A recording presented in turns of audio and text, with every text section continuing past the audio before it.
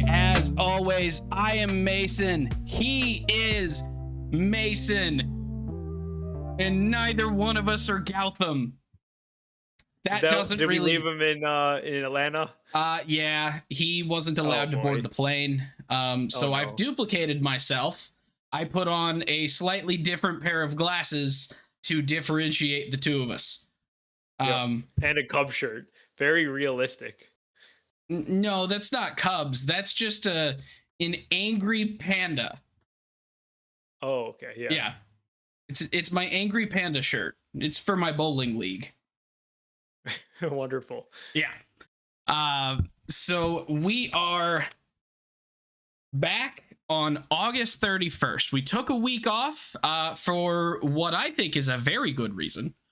And we're going to get into that here pretty quick, but we are also starting the month of September. This is basically the final stretch of the MLB season. There's a lot going on. There's some playoff hopes for a couple of teams. There is milestones being chased. We have September call-ups about to happen. So I think we just got to get right into it. So Gautham, I have short-term memory loss, and I need you to tell me what we did last weekend. Go. Oh boy. Okay. We did a lot. So yeah, like Mason said, we think that it was a very valid reason for missing the podcast because we went into full amazing baseball fan mode by going to all 3 games of the Mets and Braves series in Atlanta. Which I would like to point out, this is the first time that we've ever seen a full series. Correct. Yes, exactly. So that was unique, but it was a little bit different style trip where we didn't continually travel from city to city over a longer period of time. We just locked in on one city and got to experience some of the city, but then also a lot of baseball. Terrible traffic. It's very hard to leave the game using Lyft services. But really using any services. Correct, yeah. Lyft was our method because we did not have a car and there's really no other means of getting away from the ballpark in a timely fashion. Yeah. I think at one point I actually made the joke to one of our Lyft drivers that it is the single prettiest prison I have ever seen, because you could get in and it takes an act of God to get out. Yeah, and she laughed. She understands. So, but yeah, I guess we should probably talk about Truist Park first of all, because this is now, it was my 22nd park. That was your 21st? 20th. So yes, we have been making the rounds, and now we have a pretty good experience base to compare, contrast, and I don't know that I'm necessarily able to put it in a direct ranking in the 22, but Truist Park was a very, very well-designed park. The outfield concourse was awesome. The chop house, that entire area where you've got the standing room that's directly above the seats. Then you've got basically the outfield is just incredible views from the outfield, which I've never bothered to sit in the outfield unless it was like bleacher seats somewhere. I would do that pretty much any game at Truist Park. Yeah, totally. It was really good views, and we took the opportunity to use those standing room tickets for game 2 on Saturday and got to sit, high above the right field. And you can see where Juan Soto was standing, where Ronald Acuna was standing. Pretty cool. And look down on the folks sitting in the chop house. During BP, because we were standing like on top of the chop house roof, which has a little bar there. It's got the pergola. And we're sitting there watching BP, and Ronnie Mauricio comes up and is hitting tank after tank after tank. And if that pergola were not there, we would have caught a ball. It hit directly above my head Yeah. on the Yeah. pergola and then bounced into the concourse back behind. So That's a long way. I mean, it's got to be at least 450, right? it's I think farther than that because that's where O'Neal Cruz was hitting the ball during the home run derby, and he hit one that was like 540 or something stupid. Yeah, yeah. So, yeah, Ronnie Mauricio put on a show in BP, not in the game. And then the Mets actually put on a show during that Saturday game and hit a ton of home runs. And Mark Vientos was my guy that I picked in home run challenge to earn me a Braves Henry Aaron jersey, which is phenomenal. The Very happy. absolute funniest part to me about that entire thing is after his first 2 plate appearances, I think you saw his slugging percentage and you went, "Oh, I shouldn't have picked him." And then he hit I 2 knew home the runs. season he was having, but yeah. Yeah, no, just absolutely incredible. I also ended up winning home run challenge with a Pete Alonso home run that game, and so close to the double dong. So close, yeah. So close. It was so frustrating. So naturally, I bought myself a jersey anyway because I kind of have really wanted that Hank Aaron jersey for a long time anyway. So a little bit of a cheat, but I got my jersey too. Yeah, So we can match now. exactly. I also have the jersey that you guys bought me. So I think I'm now a full-time Braves fan. You have so much Braves gear. We have aluminum cup. We have camo caps. I have my cleat. You have a cleat that was once filled with beer from Truist Park. I mean, they were pulling out all the stops for this series. We also got to see a very cool remembrance of the 1995 World Series champions, where they had a lot of the guys from that team walk in on a red carpet, and they also inducted a guy into the Braves Hall of Fame with some other Hall of Famers being present, like Greg Maddux, and others. It's kind of cool to see. We just happened to pick a good series for that. Yeah, no, it was really cool seeing just in the one park we got to see a whole bunch of Hall of Famers. Bobby Cox was there. He's getting up there in age, so he was not on the field, but he was in one of the boxes. So Bobby Cox was there. We had the big 3 in Smoltz, Glavine, and Maddox were all there. We had Fred McGriff. We had not a baseball Hall of Famer, but oh shoot, why am I blanking on his name now? I literally just had it. The catcher.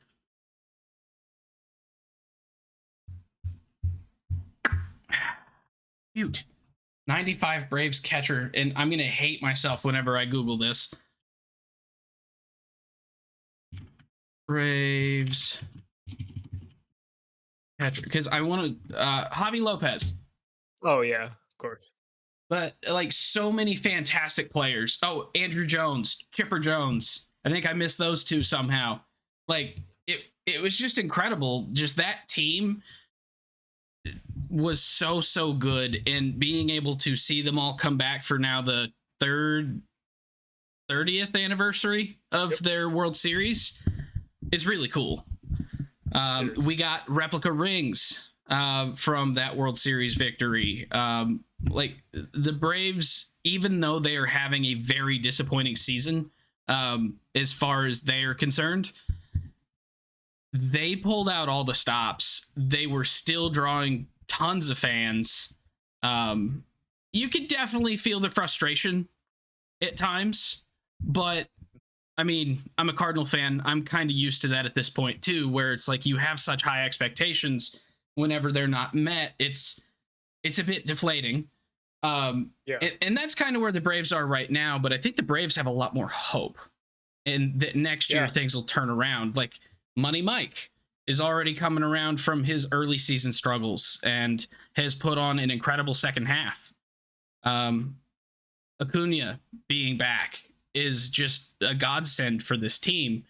And so it was such a weird weekend, being such a hyped matchup before the season. Then the Mets went on like a 7 or 8 game losing streak coming into that series. The Braves have just been struggling, so it's like there was not much excitement for that series at all. And then it was electric. Yeah. And then after that, the Mets have gone on and won a whole bunch of games. And then the Braves went on and won a couple of games. Yeah. Like, I don't know. Yeah, I think the Braves are unique, and they're almost like, I think they're sort of similar to the Cardinals in the fact that they own a region of the country that doesn't have a lot of other teams. And the Cardinals have dominated like the Midwest because all those neighboring states, they don't really have their own team. So they all become Cardinals fans because the Cardinals were a top dog, easy team to root for.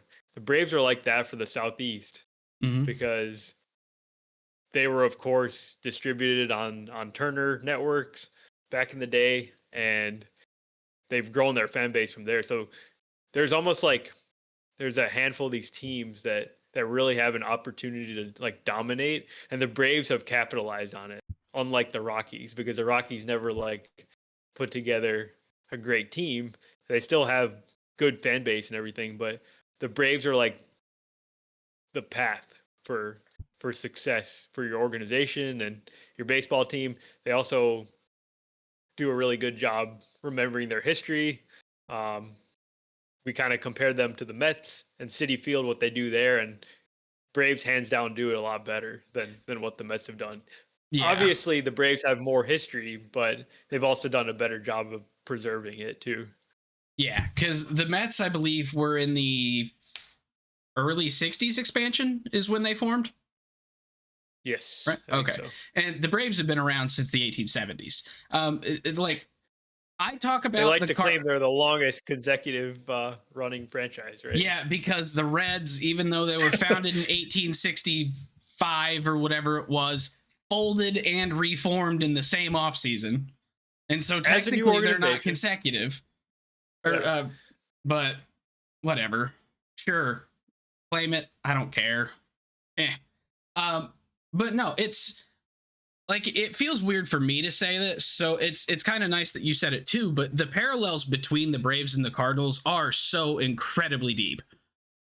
Just the fact that you trace their history back to the beginning, and this is a team that has had success. It has had Hall of Famers galore through that entire history. They honor that history.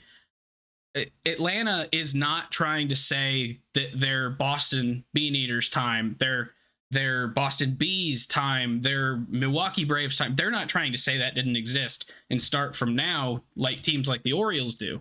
The Orioles are actually older than the Cardinals. They were the St. Louis Browns. They moved to Baltimore in 1951, and they kind of just left the St. Louis Browns history to nothing. And then they basically pick up 1951. The Braves didn't do that. The guy that was inducted into the Braves Hall of Fame that weekend was actually from the Boston Beaneaters team. What was his name again? One of the Boston Braves. I can't remember his name. Wally something. What did you say the first name? Something. Wally. I don't remember. I'm sure a quick Google search should just pull it up. Yeah. But yeah, but you see all these, or Wally Burger. Wally Burger. There we go. Yeah, and so Atlanta is just trying to pay homage to their entire history. They are a baseball town, a baseball area through and through. And I mean, hell, a lot of the legends that played for the Braves have played for the Cardinals. And it's just crazy to see that similarity throughout everything. Like you walk around the stadium, you see like all the little bits of history from this time, and they don't just have one area where they keep it. They do have their little Hall of Fame area, yes, but they sprinkle it through. They make it so it's just constantly there and reminding you about this club and the importance of it to the city, and all that stuff. And it's so cool. One minor nit. They do not sell pencils at Truist Park. Yes. So bring your own if you want to score the game. Yes, I actually had a conversation with that about that with somebody at the Reds game yesterday that was keeping score. But I truly, that was like one of my only nitpicks on the ballpark experience because it's really good. It's a really good modern ballpark. It's got everything you want. There's a lot of stuff going on. There's a great area in the outfield where there's a lot of food and then like almost a bar area where you could watch the game for a little bit if you felt like it. And food's good. they have the Coca-Cola porch up in the 400s areas, kind of on behind the left field foul pole around on third baseline. And when you buy a ticket there, you get a couple of Coke products as part of your ticket. And it's just kind of a neat little sitting area. And then they've got another beer garden on the roof on the other side for Blue Moon. And they did a very good job with it. My two nitpicks are actually with the physical design of the stadium. The experience was incredible. Loved it. The two nitpicks are, one, it was very vertical. So they go all the way up to the 500 sections. I think the Cardinals go up to the 400s, and that's kind of max. And it just, you feel like you're so high and sitting on top of the field if you're up in those 500s, because we sat in the 400s and it felt like that. We sat in the 300s actually. Oh, we sat in the 300s? Yeah. Still. Are there 500s? I don't think so. I thought there was. Oh. Because I thought the general admission tickets were like, there was standing room only, and then there was general admission. General admission, I thought, was in the 500s. Or they just call it the 500s and there's not actually 500s. I think it's only just the 400, like one deck above where we sat on Friday. Well, still, it's very vertical, so you're close to the field, but you're kind of just looking down. So if you're afraid of heights, it's kind of like sitting in the top section of Dodger Stadium. Yeah. So probably not for you if you're afraid of heights. And then the other one was there are two ways in to the Battery and two ways out of the Battery, and it is a nightmare. So go find a beer on your way out, wait for everyone else to clear out, and then go. Because if you try and get a lift, wait in the line for an hour, and then maybe go to an escape room or something, then leave the area. Yes, that's exactly what we did on Sunday. They have an escape room there that me, Matthew, and Gotham killed it with a group of 4 strangers. Got out with 30 seconds left in the hardest escape room they have. They told us it is a 3% completion rate. So I feel pretty good about that. Mm-hmm. I think like one more thing that we should talk about was about the Braves 2025 team and the conversation that we had with the one usher on Sunday, where he was talking about Matt Olson, guy that works there, presumably goes to a lot of Braves games, and he was like, this guy is like an automatic out. And we're kind of looking up at the board. He's got 800 plus OPS, and he's hitting 270. So right now, Braves fans are kind of down on their team, and makes sense because they've been just kind of dominating for years and years now. And with the 90s periods and this latest period of just having amazing success, making the playoffs every year, this feels like a big disappointment, and it is. It's just unfortunate the way it's happened this year with all the injuries and then some of their key guys just not like performing. Yeah, and it's the one time that having everybody locked down kind of hurts because you can't really trade for anybody because there's nowhere to put them. Yeah. You can't really move any of these contracts, and you don't want to. You almost lose some flexibility, yeah. Yeah. And so that's kind of I think the reason the Braves are struggling is because they just don't have the flexibility to be able to go and try and patch holes. It's either we're going to win the race because we built the best boat, or we're going to lose the race because we built the best boat and then we accidentally poked a hole in it by hitting a rock. Yeah. And I think pretty much everybody universally agrees that the Braves they're going to bounce back. They're going to have a better season next year just because we still, in general, believe in their core and their players, and not having as many injuries next year, just because it seems unlikely that would repeat. Well, and itself. I think another thing that is a sign of success in an otherwise disappointing season. They're 14 games below 500, but they only have a minus 19 run differential. Like, they're scoring runs.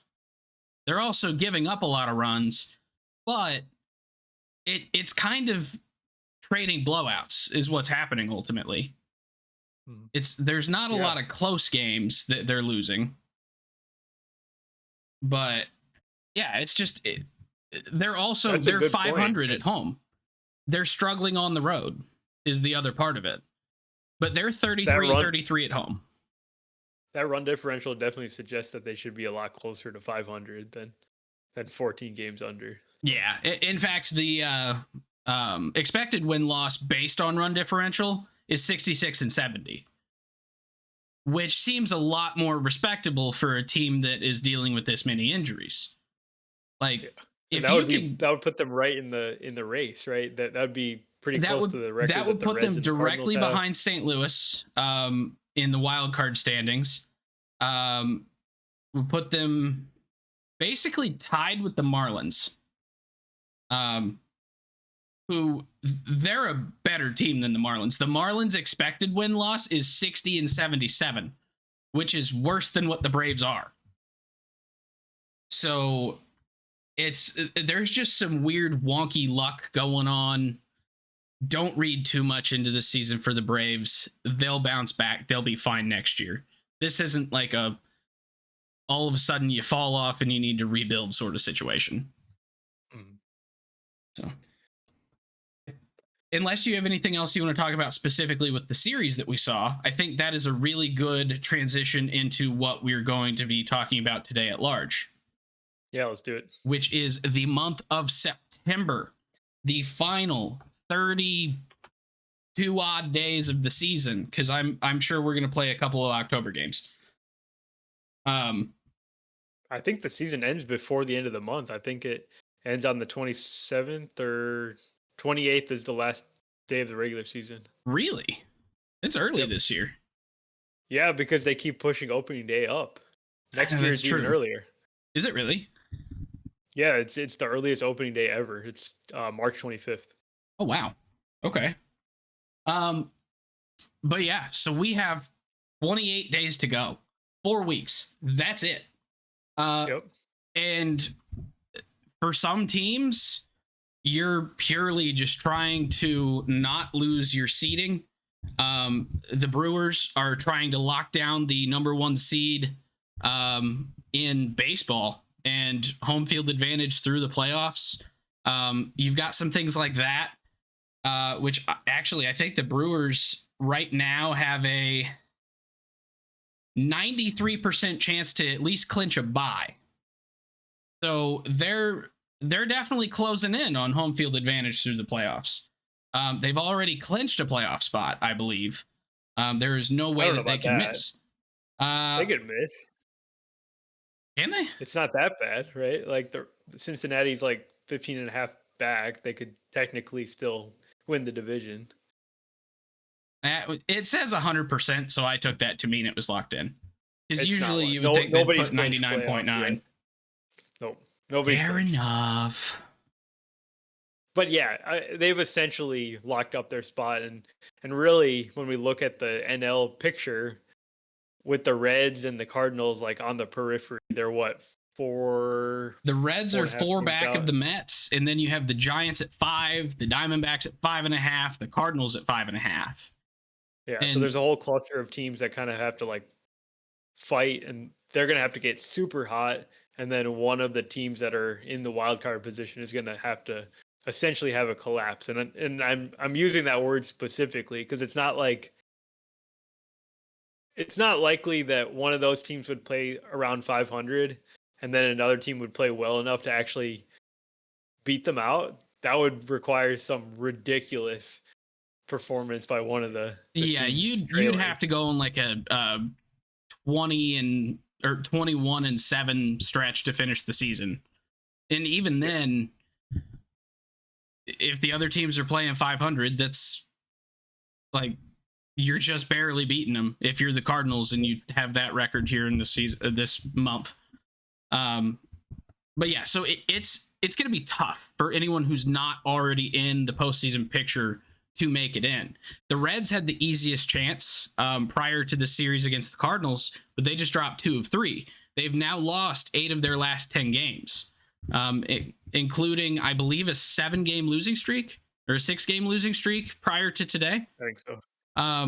So their chances of making it just right down a cliff. Though, I do want to mention, I think the Reds are the team that, of the bunch that you name there, they have the best chance because they have 3 head-to-head games against the Mets next weekend. Ooh, okay. So yeah, that is huge. For a team like the Reds, though, the Reds need to figure out something on offense. That has been their biggest problem here post the All-Star break, is scoring runs. And they've made a couple changes to the roster. They've DFA'd Jamer Candelario. They have traded for Brian Hayes at the trade deadline. Because of that, they were able to move Noelvi Marte into the outfield, which defensively has so far caused a few small problems for them. He's learning. He's learning, but like he missed a ball today that probably should have been caught that ended up becoming a triple that for Newt Bar that he scored on a sac fly on the next play. Like, yes, they won today, but those kind of mistakes do add up. He actually made an error that cost them a game against the Dodgers here last week. Just a few things like that. And so I believe he will figure it out. He has a cannon of an arm. Like, the dude is so good at throwing that he can make up for some of his mistakes. But those moves in and of themselves are not enough to power this team. With Tyler Stevenson having a broken thumb right now, that's been tough.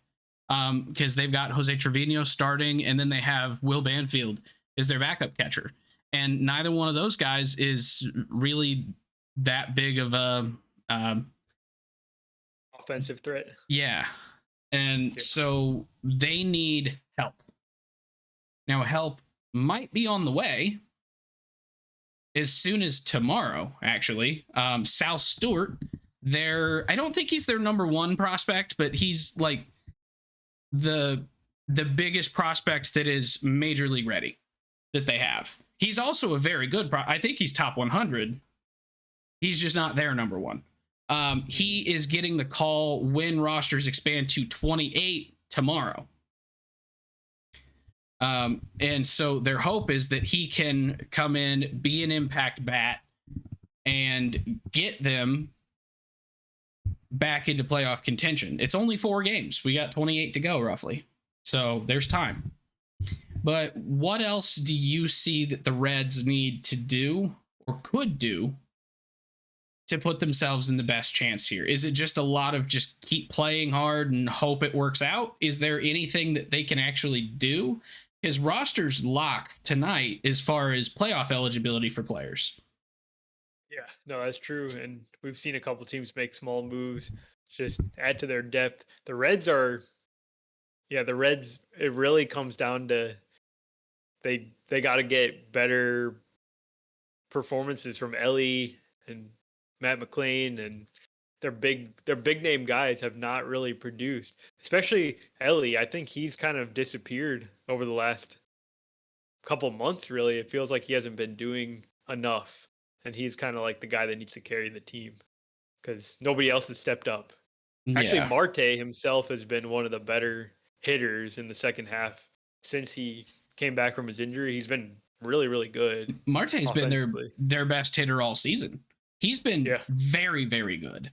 I think people forget just how good of a prospect he was because of the 80-game suspension that he had last year. People kind of forget about him.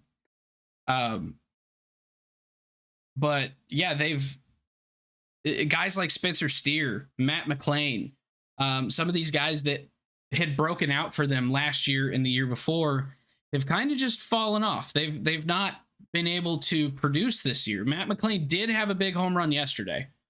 They lost yesterday, so not enough to be the difference maker, but he's shown that he does have something in the tank there. But he's all the way down to batting ninth in the lineup with hitting 221, 12 home runs. He's been a 74 WRC plus. That is not the same guy that they had from Matt McClain last year with a 129 WRC plus, hitting 290, 16 home runs. And BABIP is a huge part of that. He's got 100-point BABIP split from last year to this year. Wait, last year? Did he play last year? Oh, 23. 23. Sorry. Yes. They were side by side, and so I just assumed they were consecutive years. That's on me. But all good. Yeah, I don't know. It's been a weird year for the Reds, and their trade deadline moves are kind of strange too. They clearly were not totally committed to this 2025 team. Kind of made moves for the future, and then their pitching has been surprisingly very, very good.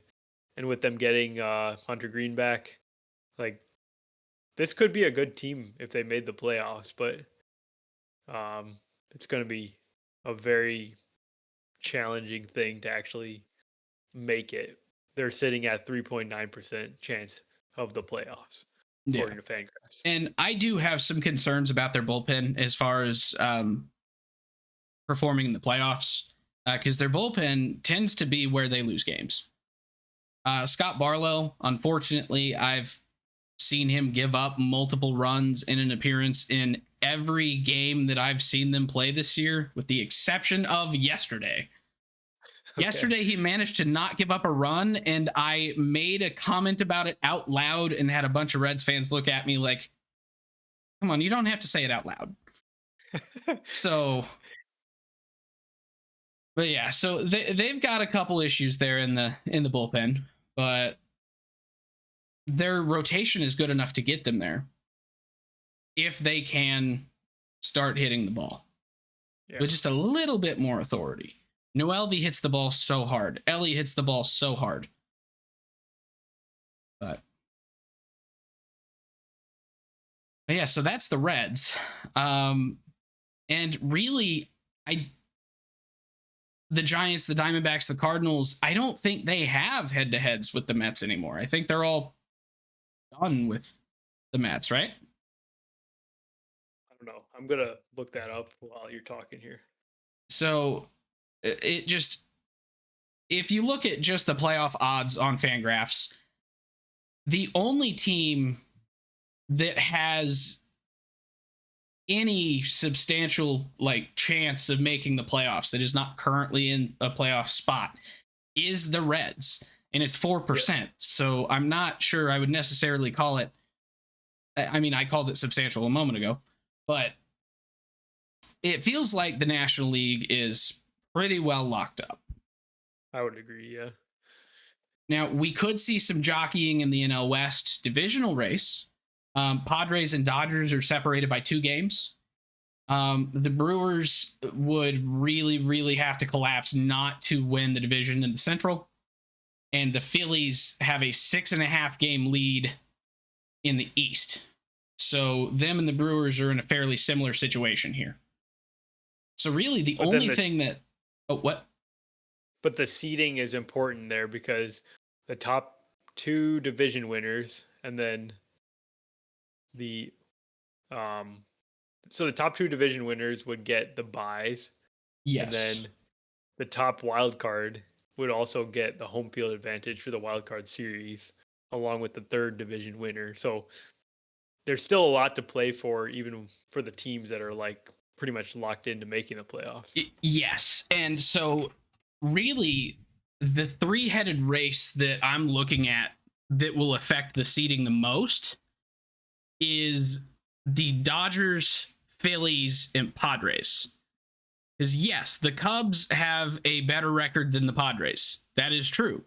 So in theory, you would think I would throw the Cubs in there, but we're gonna have, I think, a couple more head-to-head matchups in the Dodgers Padres, or I think if they're not, done.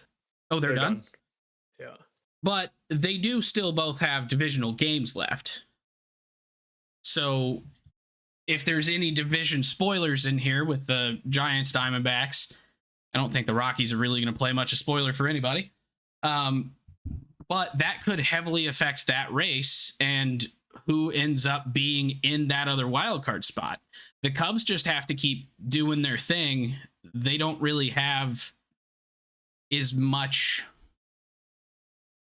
They don't have as many different things affecting their seeding as They almost the have NL the West teams clearest. do. They almost have the clearest path to the top wild card. If they can just not fall apart, they should be able to get that top wild card because the loser of the NL West is going to get probably the second wild card. They could get the first. That is a lot clearer way to say what I was trying to say. Thank you. Yeah, no problem. It's kind of complicated though. It's a little bit confusing. Yeah. But yeah, so that's the National League. It's straightforward while also being confusing. Now, where things get super screwed up and confusing is when you look at the American League. Yeah. Because for the most part, the teams are also sort of locked in. However, where there was a 4% chance for a non-playoff spot team right now to make it in the National League, we have two teams in the American League with a 10% chance, which is not insignificant. The Royals have a 10% chance of clinching the third wildcard spot. The Rangers have an 11.7% chance of clinching that wildcard spot and still have a path to winning the division in the American League West. The Astros only have a 2-game lead over the Mariners for the West anyway. So there's 4.5 games separating the Astros, Mariners, and Rangers with 28 games to go. Could get interesting. Yes, it could. That is the only division where there is not a team over 90% chance of making the playoffs. So that AL West is going to throw the entire American League playoff picture into turmoil, potentially. The Tigers basically locked it up. They've won their 80th game. They have a 9.5 game lead over the Royals. They're just vying for the number 1 seed in the American League with the Jays. Then you have the three-headed monster of the American League East, where the Jays have a 3-game lead over the Yankees, and the Yankees have a half-game lead over the Red Sox. So those 3 teams are all likely going to make the playoffs, but who's going to win the division? Who's going to have the higher wildcard spot, which would be the top wildcard spot, the way things stand right now. Yeah, so, that one's actually really interesting now that you mentioned it, because it's a true 3-horse race where any of those 3 teams is within striking distance to actually win the division and win the best record in the league. Mm-hmm. But you could also fall back to the point where you're the third or second wild card, where you would not even host a home playoff game and just get bounced out of the first round. So there's a lot at stake in the last month of the season. But want to go back to the AL West and just talk about that race a little bit. I have the schedules pulled up here so I can tell you who each team is playing. So the Rangers, who are trailing in third place right now, they've got the Diamondbacks. They've got a home series against Houston. Then they played the Brewers, the Mets, another series against the Astros at Houston, and then the Marlins, the Twins, and the Guardians. So they have a lot of opportunities. They have 6 cracks at the Astros to track them down. Yeah. Meanwhile, the Mariners, who are sandwiched between Houston and Texas, they've got the Rays, the Braves, the Cardinals, the Angels, the Royals, one series at Houston, the Rockies, and the Dodgers. So less head-to-head opportunities. So it's almost like it truly is in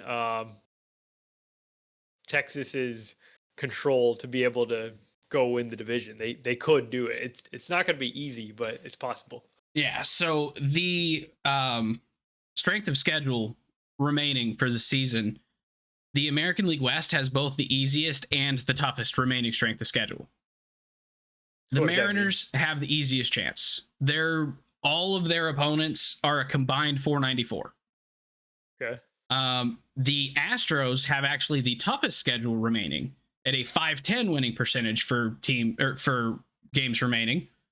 The Rangers are actually tied for second hardest. Okay. And I believe that's mostly because they have 6 games against each other. So that's going to inflate that. The Jays also have a 507 remaining strength of schedule. So the Jays have a really tough slate ahead of them. The Yankees have the second easiest. So this is really setting up to be kind of wild, where you have a couple teams who have entire control of their own destiny having to beat the team ahead of them, with the Rangers and the Astros, or Astros shutting the door. And that could make those 6 games could basically just set the tone for everything here. But you also have teams like the Mariners, who are basically, if they lose positioning, it is because they are not playing up to their expectations and their abilities. Because you said the Mariners they had one tough series starting tomorrow, and then they played the Braves, the Cardinals, the Angels. Those are teams that will definitely go out and win games. I mean, they're all floating around 500 or slightly below, but they're not keel over and die sort of teams. But the Mariners are better than them, period. Their rotation is so much better. They're having guys like Randy Arozarena come out and put up their best season ever. Randy's on pace for a 30-30. Cal Raleigh has 50 home runs as a catcher. Well, technically as a catcher, I think he's got 46. He has 50 home runs this season. But 4 of them he was DHing that day, so they don't count. But so you've got some dudes on the offense for the Mariners this year, which is not something they've been able to say in the past. So it almost feels like they need to go out and take advantage of these head-to-head games. If the Astros and Rangers split them 3-3, the Mariners should be able to overtake. Yeah, no, I think you're right. I think that schedule analysis make a ton of sense. And their last 6 are against Colorado and the Dodgers, who may very well already have the division locked up. They might be resting their starters. They may not even care about those games. And if they take care of business, they should be able to win this division. And we've talked about how we feel about the Mariners team compared to the Astros, and we feel like the Astros maybe they deserve credit for everything they've done, but it doesn't feel completely sustainable considering the number of guys they're missing, the number of guys they have to re-onboard back into their rotation. I think they've got Luis Garcia coming back after 28 months away from the big league. So it's not like everything's going to go smoothly right away, most likely. Well, and the Astros aren't really in my rotation of teams that I watch frequently. Is Alvarez back? Yes, he came back this week. Okay, so he just came back. Yep. Which that could be huge for this Astros team. And honestly, that him coming back, if he plays halfway, he's a game decently, changer, yeah. Then that could make the difference here. Yeah. Because Yordan Alvarez is a top 5 MVP type of guy. Absolutely. So, he's only played 34 games this year, so he might have some rust. We'll just have to see. So, what is the? I think there's an easy cop-out answer here, and it would be Astros Rangers. But what is the match? What is the race here that you're most looking forward to? I haven't looked at the schedules of the AL East teams, but honestly, that one is even more interesting than what's going on with the West, because I think all three of those teams are very deserving playoff teams that they're all going to make it. But what order really does matter here? Because like imagine the Yankees like get the third seed or whatever, and they got to go on the road and play 3 games at they could possibly play like at Boston, right? That could be a real matchup, and that would be amazing, very compelling. Yankees Red Sox in a playoff I series. think if their first and second wild card teams play each other, don't they?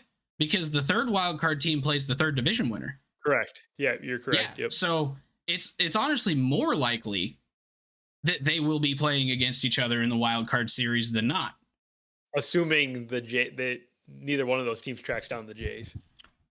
Well, it's more likely than not that 2 American League East teams are going to be playing against each other. Yeah. Yeah.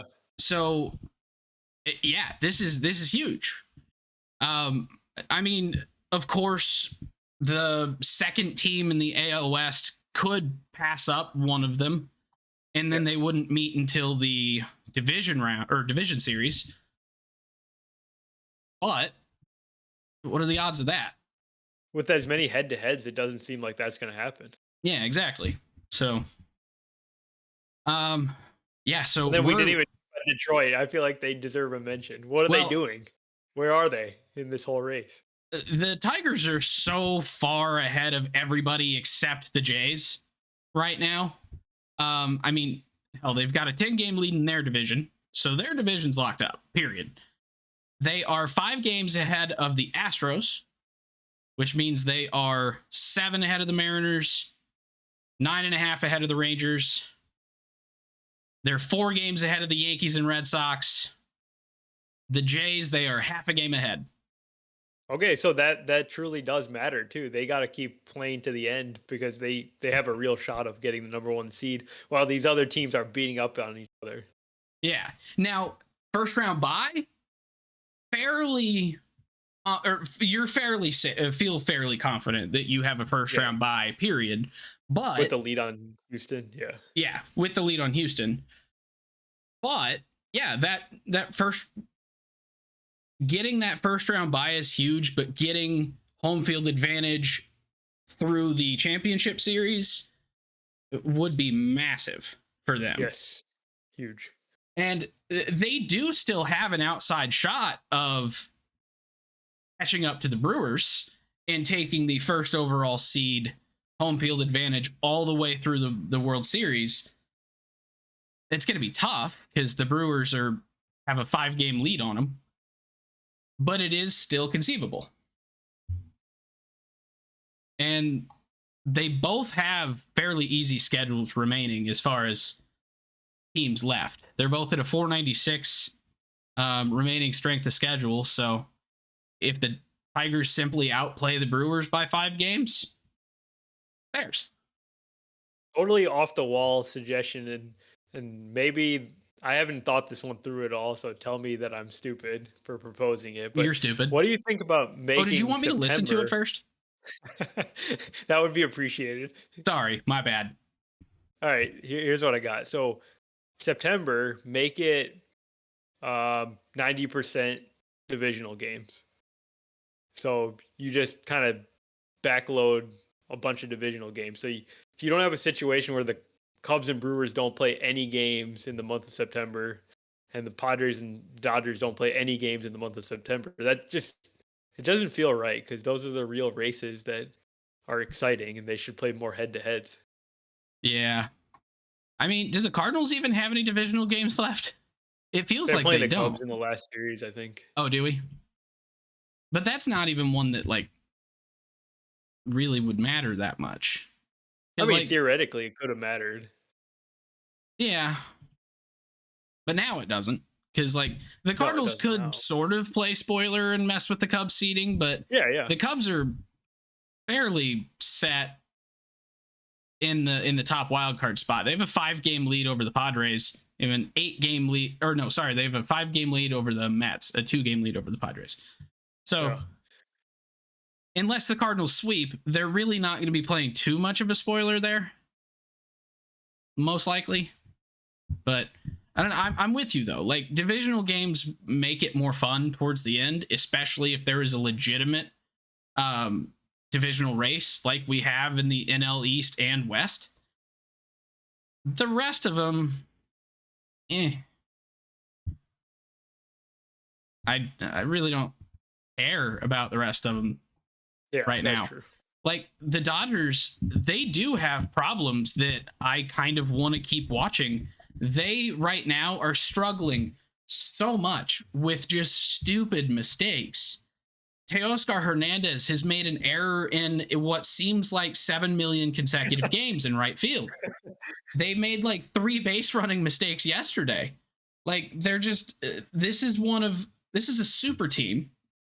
Straight up. I don't know that there's any other way to phrase it. They're a super team that is beating themselves constantly. Now, they have Shohei that is finally like up to enough stamina pitching that he qualified for his first win of the season the other day. That's huge. But whenever you have people seriously considering if Miguel Rojas should be just the starting shortstop and move Mookie Betts to right field, like, that's a problem in September. Yeah. When you're coming into the playoffs, this is when you need to start locking in, being ready for what is do or die, especially if you have to play in the first round. But I don't know, like, this just feels so not like what we expected from the Dodgers. Maybe it's World Series hangover. But if you have a World Series hangover and you're also 20 games above 500, it's pretty good. Yeah, well, for the Dodgers, I think the regular season is just a whole, like, they stopped caring about the regular season a couple of years ago. Realized that there was no real benefit of them winning 107 games. That didn't do anything because they got bounced out of the playoffs and everybody ripped them anyways. So the whole regular season for them is just, hey, let's try to get this bye. Let's try to be healthy at the right time. And they're doing those things right because now it's like they've got their whole starting rotation back. Shohei's pitching 5 innings in his start.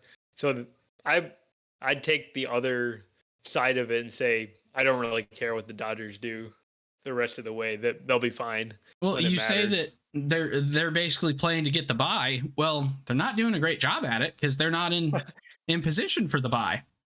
That's fair. So maybe they haven't done their job. So I don't know. But, I wanted to talk about the spoilers though, because I think it's an intriguing aspect of this September, because we talked about the Mariners schedule and they have teams that are on paper a lot worse than them. But are there any teams in either league that you see kind of playing spoiler? Because I see one in the Giants.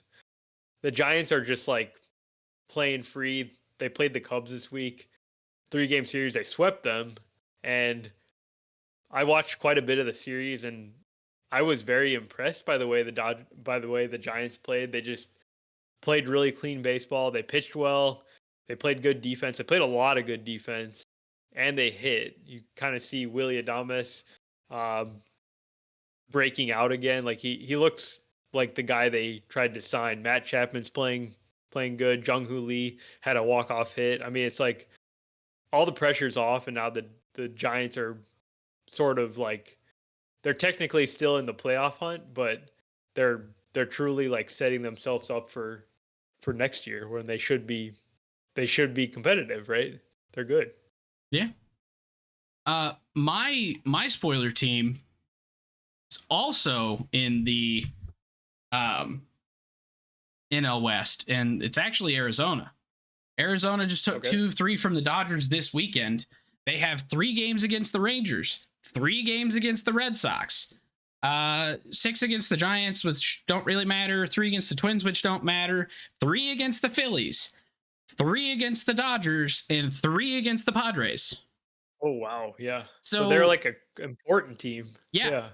like they have 3 series remaining that do not matter for anything. Like if they can win them, I mean, they do still have a shot to like an outside shot of making it in. They're not eliminated.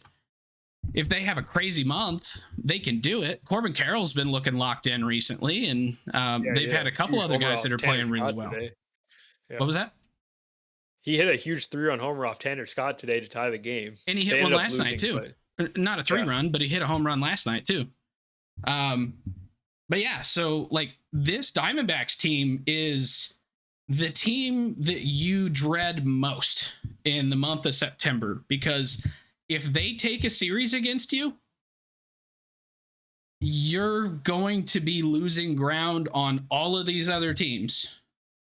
But then all of these other teams also have to play the Diamondbacks. So you're hoping for the Diamondbacks to go and basically win out, except the series you play against them. Mhm. So if the Diamondbacks go 500 in the month of September, things can get crazy.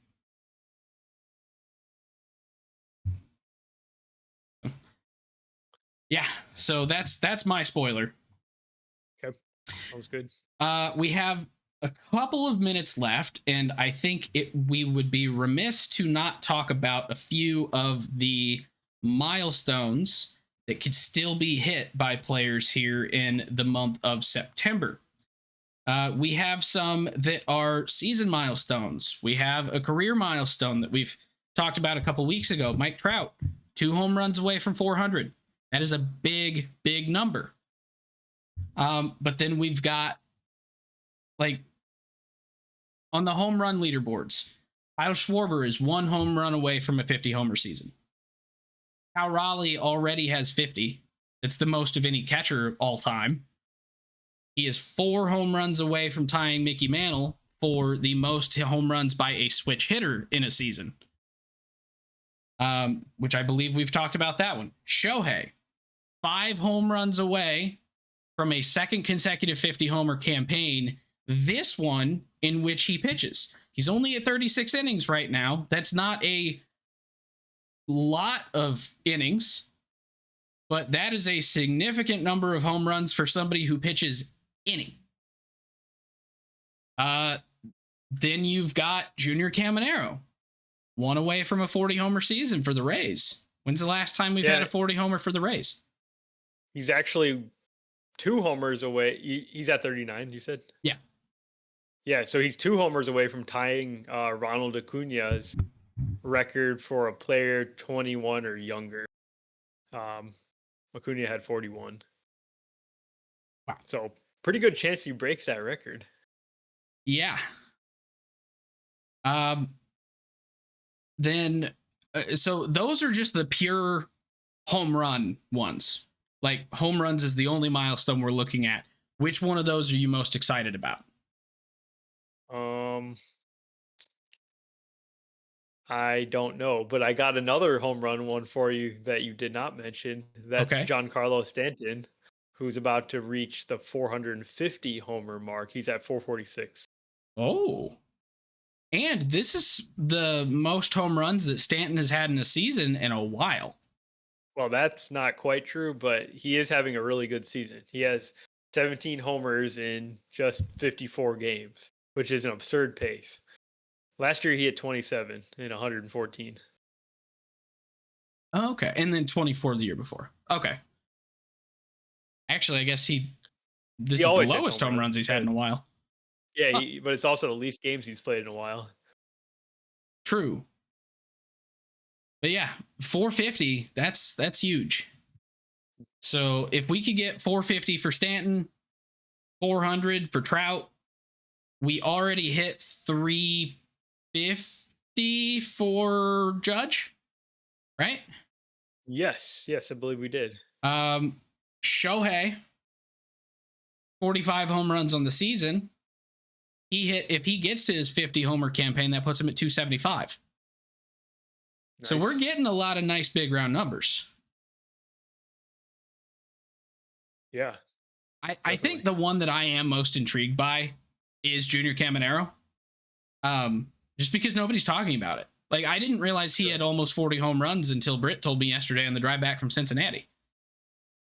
Like, I knew he was having a good season. I didn't know it was that good. And pair that with the 256, 299, 531. That's a really good season. Okay. What about these milestones that are close? Soto. 5 more steals, maybe 30-30 for Juan Soto. That's crazy. I did not. You told me right before the show that he had 25 steals. I just could not even believe that. Because what's his career high before the season? I really was hoping you wouldn't say before the season, and I was just going to tell you 25. 12. I have it. It's 12. He's also only been caught once. 25 for 26 on stolen bases this season. That's incredible. That is very much Kyle Tucker-esque. Yeah. It's better than Kyle Tucker, who's now been caught like 3 or 4 times. Dang. Corbin Carroll, 28-21. He's fast. Ooh. He could steal 9 in a month if he's pushing for it. If he wants to, yeah. And, I mean, they're already set up to be spoiler. Why not take some chances? Maybe you could get yourself back into the playoffs. Or you just really screw with the Dodgers, and it would be so fun. Yeah. That would be fun. PCA, 28-31. 30-30? Seems inevitable. He should be able to do it, but he has slowed down a lot in the last couple months here. Francisco Lindor, 26-25. He wants it so bad. You can tell in the way he's playing and the way he's stealing a lot of bases. He stole a couple in the series we watched last week. He did. So, J-Ram, 26-36. 4 home runs for J-Ram this month seems so easy, doesn't it? Yeah. Seems like he's always around 30-30. Then other guys that have a legitimate shot at 30-30, if there's enough home games left for the Yankees, Jazz Chisholm, 26-25. J-Ram, 26-26. Randy Bobby Rosarena Witt have an absolutely massive month and hit 10 homers in the month and get up to 30? It wouldn't surprise me. It wouldn't either surprise me. I wouldn't put money on it. 25-30? Yeah. I don't know that I'd put money on 30-30. But I already mentioned Randy Rosarena earlier, but I think this is the one that impresses me the most because I did not have this expectation for this player coming into the season. The Los Angeles Angels have multiple legitimate star players, in my opinion. One of them is at 24-24, and that is shortstop Zachary Neto. You would have told me that 2 years ago. You know what I would have said to you? What? You're on crack. The only person that's going to do that for the Angels is Trout. Yeah, but really, if you look at what Zach Neto's done in 2 years, he's been a 30-30 guy, like both years. He hasn't reached those marks because he didn't play a full season last year, but he was on pace for it if he had played a full season. Well, and he's not even playing a full season he's at 116 right now. So he'll be close, but he'll be at 140 games or something? Yeah. Yeah. So he's basically 30-30 pace this year too. Mm-hmm. Yeah. Story has a very outside chance. Oh, what's he at? 22-24. Oh, okay. So it would take some power going this month, but like the steals seems easy. He's still fast. So, but yeah, and that's just the hitters. I think there's one huge pitching milestone that we're looking for here too, isn't there? One that you were telling me about earlier? I don't remember now. Paul Skeens in the sub-2 ERA club. Yes, that's right. He is at 100. He's sitting at a 2.05 this year after a sub-2 ERA last year. So to do that 2 years in a row is pretty rare. Like, it's how many games did he play last year? It was like 20-ish. So I'll look it up though. Let's see. He had 23. 23 starts last year, yeah. 133 innings. He this year 167 innings. He's top 5 in innings pitched. And he has a 205. Like, this guy is insane. The fact that he has a 9-9 win-loss record is wild to me, because how much does your team have to suck for you to go 9-9 with an almost sub-2 ERA? Yeah, Over the most innings in the wow. league. Yeah.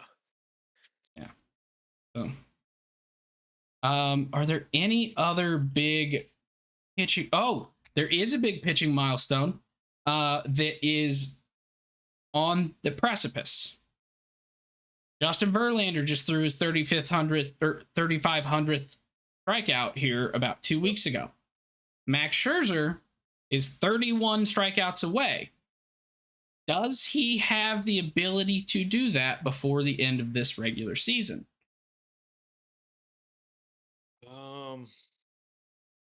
I think so, yeah. So we're on another 3,500K watch. So having a 3,000 and two 3,500s in the same year, that'd be wild. Did you see what Justin Verlander did today? He actually had a 10 strikeout game, which is very rare for a pitcher of his age. He's only the 3rd pitcher all time, or like in the last 25, to have more than 10 or more strikeouts in a game. The others were Randy Johnson and some old guy. Charlie Morton, probably, for some reason. No, some really old guy. Adam Wainwright. Oh, it was Nolan Ryan. Like a bunch it was Nolan Ryan. I figured it was, but 10 strikeouts in only 5 innings. Yeah. He was dominating today. Wow. It was. All right. So that brings him up to a career total of 3,520. How about that? Justin Verlander, 4,000. I feel like this end of the season where he's picked up 2 wins this week. So he's going to want to come back for more next year. His only 2 wins of the season. He has 3 now, I think. I don't know if they won today. I think they did. I think they crushed the O's today. He's 3-10 on the year. Correct. In 24 starts. 2/3 of his wins in a week. Well, dang. So there's a lot that can happen this month. We've got big milestones.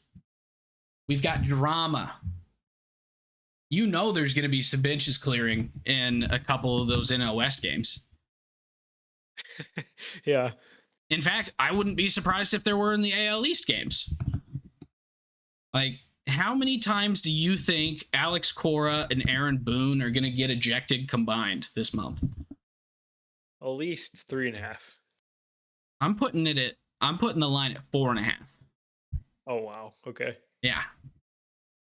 So, we'll be back here next week to break down that first week of September and just how wrong we are today. Because that can happen so quickly. So thank you all for hanging out with us this week, and we will see you back here very, very soon. If you enjoy the podcast, please subscribe on your favorite podcasting app or YouTube to make sure you don't miss any future episodes. Join the conversation on Facebook, Twitter, Instagram, and TikTok at Getaway Day Pod. If you enjoy card collecting, check out our sister YouTube channel at Getaway Day Cards.